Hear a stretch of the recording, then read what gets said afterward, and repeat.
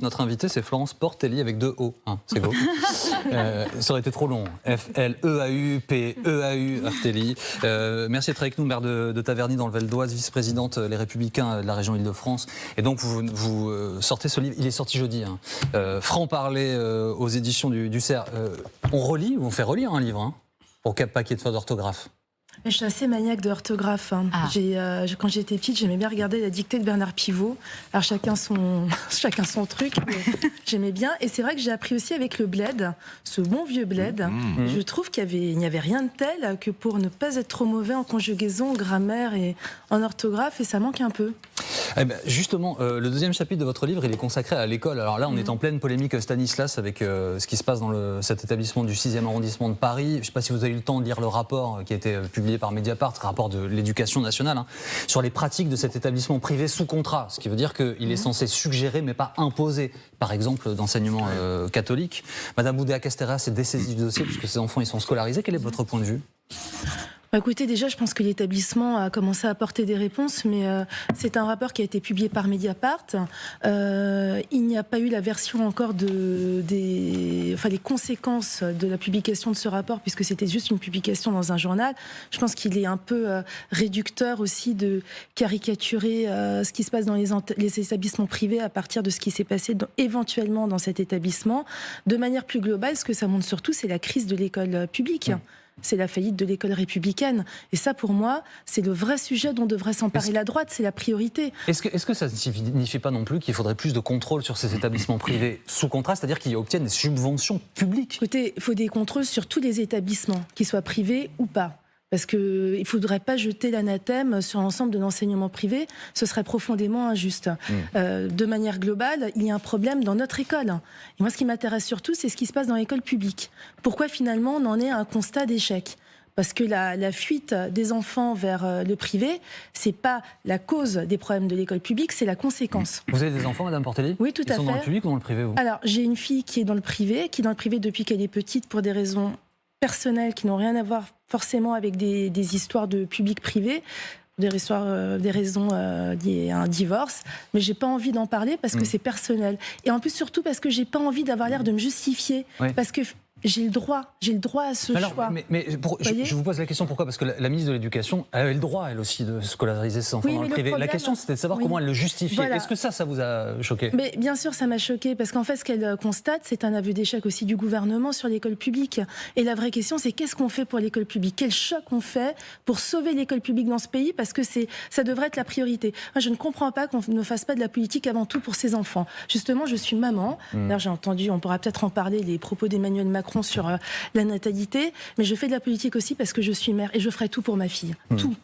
Alors, à partir de là, je ne comprends pas qu'on ne mette pas le paquet sur l'école, sur la formation des enseignants, sur le statut aussi du directeur dans les écoles publiques. Est-ce que c'est la bonne personne, Madame Oudéa-Castéra, pour continuer de mener ce combat ? Moi, j'aime pas jeter l'anathème sur les personnes. Je trouve qu'on a tendance à trop faire ça en ce moment. C'est pas mon sujet. La vraie question, c'est est-ce que ce gouvernement est le bon gouvernement pour résoudre les problèmes de l'école ? Et j'en doute. Vous faisiez allusion à la crise de natalité. Alors, une crise démographique en France, malheureusement, comme d'autres en Europe, on était plutôt les champions. Désormais, on est à notre tour un peu moins bon, on fait moins d'enfants. Bon, ça a beaucoup d'incidence, notamment économique sur notre pays. Et alors, M. Macron a rappelé son plan 2021 contre l'infertilité. Il y a beaucoup de réactions. Madame Rousseau, par exemple, trouve ça insupportable, estime que le corps des femmes leur appartient, que ce n'est pas à l'État de se pencher sur ce sujet. Alors, vous savez, ça m'a rappelé une phrase de Napoléon, pour qui je n'ai pas que... j'ai aussi de l'admiration, mais qui avait dit, quand il avait épousé Marie-Louise, c'est un ventre que j'épouse.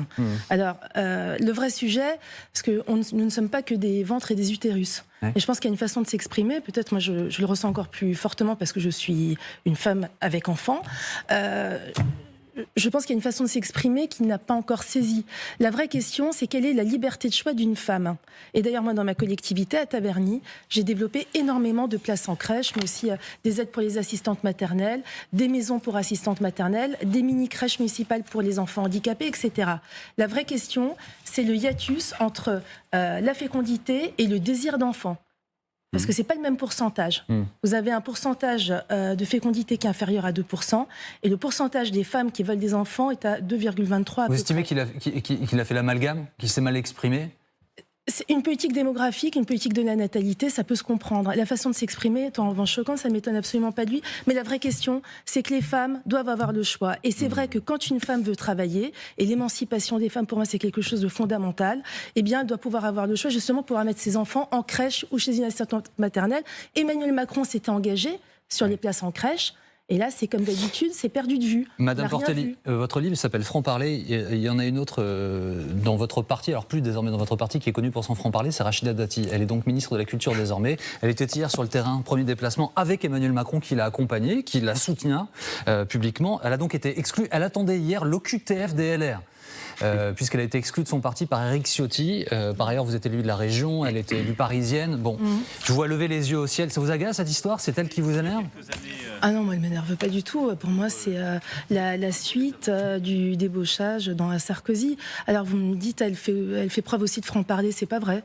Ah bon? Vous ne pouvez pas dire tout et son contraire. Moi, je ne dis pas tout et son contraire en une semaine de temps. Vous ne pouvez pas, d'un côté, convoquer des conseillers de Paris en leur disant « t'as pas assez tapé sur Macron » et le lendemain être dans le gouvernement.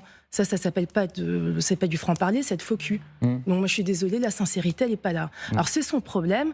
La question, c'est quand est-ce que la droite va s'émanciper, va avoir de l'audace, va travailler sur les idées et va s'émanciper du sarkozysme. Vous savez, on dirait des ados qui attendent la parole d'un parent déserteur. Bon, Sarkozy, c'est fini. Donc, moi, je m'en fiche. Rachida Dati est faux cul et Nicolas Sarkozy est un déserteur? Bien sûr que c'est un parent déserteur. Je veux dire, la façon dont il se comporte avec la droite, alors c'est son problème. Mais c'est vrai qu'il tire contre son camp depuis un certain temps. Et moi, Sarkozy, c'est pas mon sujet. Mon sujet, c'est quoi la droite d'aujourd'hui et de demain? Qu'est-ce qu'on propose à la société française? Qu'est-ce qu'on fait pour l'école? Qu'est-ce qu'on fait pour la santé? Qu'est-ce qu'on fait pour le logement? On n'a toujours pas de mise du logement, alors que c'est la bombe sociale et économique des années actuelles et qui viennent. Ça veut dire, qu'est-ce qu'on fait pour la santé sur les déserts médicaux? Le président de la République a en plus menti devant la presse en disant qu'il avait supprimé le numerus clausus, alors qu'en fait c'est faux, il l'a juste adapté. Et la ça veut dire que si votre téléphone avait sonné, Madame Portelli, que ça avait été Alexis Collère ou Emmanuel Macron, vous auriez dit non? Le mien ne risque pas de sonner, cher monsieur. Encore deux petits mots rapidement d'actualité. Le premier, je l'ai dit, vous êtes élue parisienne. Il faut dire les choses. Non, du Val d'Oise. Oui, mais c'est en région parisienne, oui, ce que je veux dire. Pas de la ville de Paris. Il y a une crainte sur l'organisation des Jeux Olympiques. Il y a une crainte sur la circulation, sur les transports. Il y a une crainte sur la sécurité. Les policiers étaient en grève hier, en colère, mouvement de protestation. Est-ce que vous aussi, vous êtes inquiète? Ou est-ce que vous voulez rassurer les gens qui nous regardent ce soir en leur disant que ça va aller? Ce serait bien que dans ce pays, on soit fiers de ce qui est beau, des événements qui vont se passer. En général, c'est des moments de ferveur collective. Et moi, j'espère surtout qu'on va se rappeler ça. Après, la colère des policiers, elle est plus large que le problème des Jeux Olympiques. Les policiers se sont abandonnés sur le terrain et sortis des grands discours d'Emmanuel Macron. La réalité, c'est pas du tout ce qu'il a décrit.